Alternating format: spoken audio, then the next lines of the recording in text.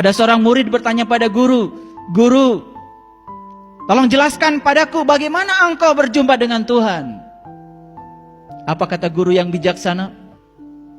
"Silakan berdiri, nak. Kamu pergi ke toilet. Tolong wakili, saya mau kencing."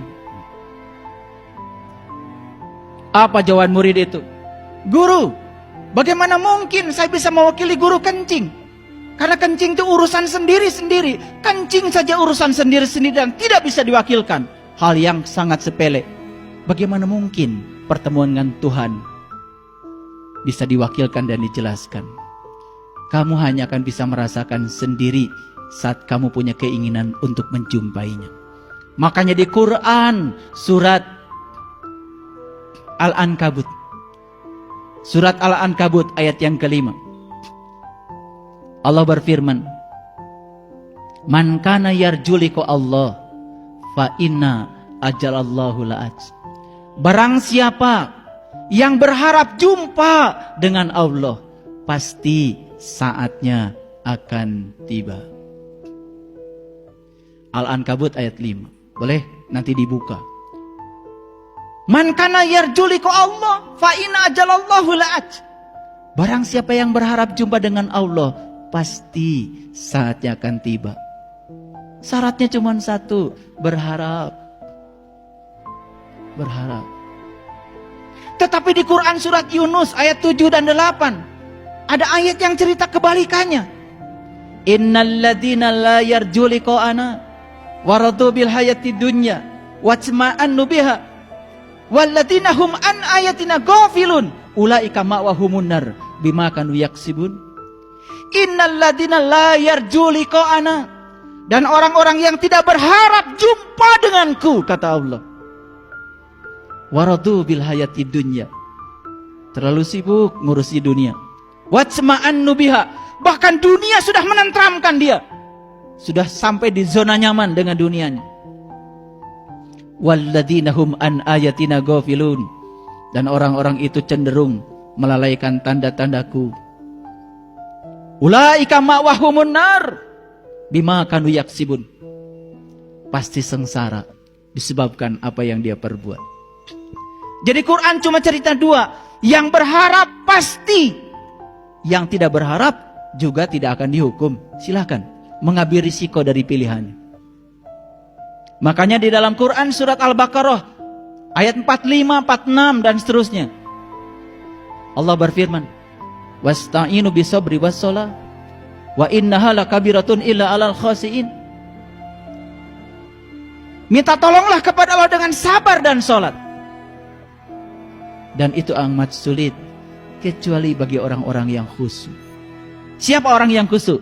Penjelasan ayat berikutnya, alladzina yadunnuna annahum mulaqu rabbihim wa annahum ilaihi rajiun.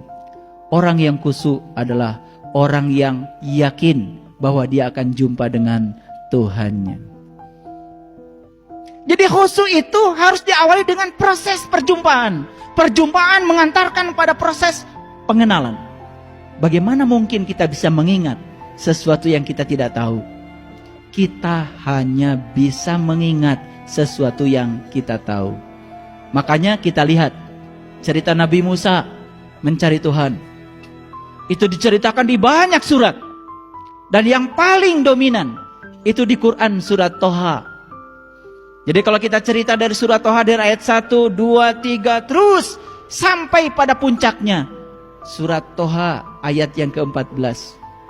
Di situ Allah berfirman, innani anallah la ilaha illa anna fa'budni wa aqimis sholata li zikri. Sesungguhnya aku adalah Allah, tiada Tuhan selain aku. Sembahlah aku dan dirikanlah sholat untuk mengingatku. Sembahlah aku, dirikanlah sholat untuk mengingatku. Jadi kita baru dikatakan telah menyembah aku kalau selama sholat yang kita ingat adalah Dia. Apa yang kita ingat ketika sholat? Apa yang kita ingat ketika sholat? Apa yang kita ingat ketika sholat? Bahkan yang tidak ingat ketika tidak sedang sholat. mendadak ingat ketika sholat.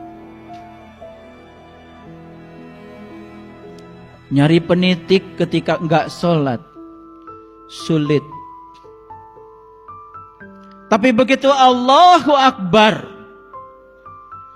pikiran mulai jalan. Oh, penitik tadi dipinjam tetangga, sudah dikembalikan sama anak yang paling besar, dipinjam sama anak yang paling kecil, sudah disampaikan pada ibu, ibu kemudian taruh di lehermu kena. Begitu salam, assalamualaikum, assalamualaikum, penitik ketemu. Perjalanan pikiran mencari penitik ketika sholat luar biasa. Padahal ketika tidak sholat luar biasa susahnya. Yang tidak kita ingat ketika tidak dalam sholat, mendadak ingat ketika sholat. Siapa yang disembah? Bukankah kita sedang menyembah penitik?